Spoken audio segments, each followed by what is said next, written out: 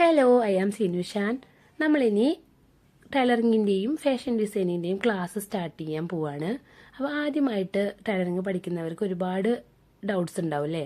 അപ്പോൾ ആദ്യത്തെ ക്ലാസ് നമുക്ക് നോക്കാം എങ്ങനെയാണെന്ന്. ആദ്യം നമുക്ക് മിഷീനായിട്ടൊന്ന് പരിചയപ്പെടണം അല്ലേ? കട്ടിങ്ങിനേക്കാളൊക്കെ മുന്നേ നമുക്ക് മിഷീനായിട്ടൊന്ന് പരിചയപ്പെടാം. ആദ്യം വീലൊന്ന് കറക്കി കൊടുക്കുകയാണ് ചെയ്യുക കേട്ടോ. സൂചി ഊരി വെച്ചതിന് ശേഷം പ്രഷർ ഫുട്ട് ഇങ്ങനെ മേലോട്ടാക്കി കൊടുക്കണം. എന്നിട്ട് വീലിങ്ങനെ പതുക്കനെ ഒന്നിങ്ങനെ തിരിച്ചു കൊടുക്കണം. നമ്മുടെ ഭാഗത്തേക്ക് മാത്രം തിരിച്ചു കൊടുക്കുക കേട്ടോ. 1-2 ദിവസം കൊണ്ട് തന്നെ റെഡിയായി കിട്ടും. അങ്ങോട്ട് തീരെ പോവരുത്.